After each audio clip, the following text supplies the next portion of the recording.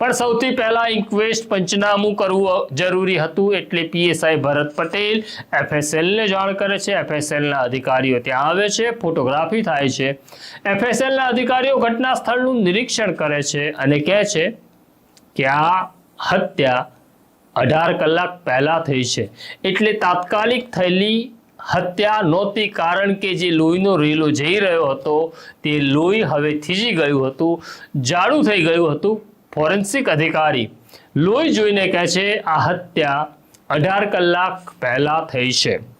હવે સવાલ એવો હતો કે આ બંનેની ઓળખ કરવી જરૂરી છે। આસપાસના લોકોની તપાસ શરૂ થાય છે ત્યારે એક જાણકારી એવી મળે છે કે દહેગામમાં રહેતા મણિબેન સોઢાના સંપર્કો આ પરિવાર સાથે એટલે મરનાર સાથે હોવા જોઈએ, એટલે ડભોડાની પોલીસ પહોંચે છે દહેગામ અને મણિબેન સોઢાને શોધી કાઢે છે।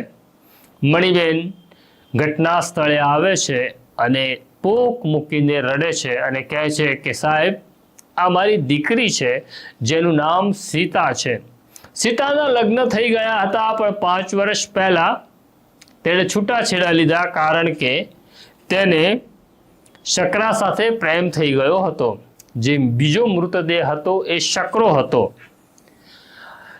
સીતા અને રેશમા બંને સગી બહેનો હતી, એટલે સીતા અવારનવાર પોતાના બહેનને ત્યાં આવતી હતી, પણ શકરો અહીંયા કેવી રીતના પહોંચ્યો તેનો સવાલ હતો। એટલે જે મરનાર છે એ સીતા અને શકરો, એટલે સીતાનું લગ્ન થઈ ગયું હતું અને એને છૂટાછેડા લઈને શકરા સાથે, શકરો મૂળ વતની ઉમરેઠનો હતો, પણ શકરો અને સીતા મળવા માટે રેશમાની આ રૂમ ઉપર આવતા હતા। એમની હત્યા કોણે કરી એવો સવાલ થયો।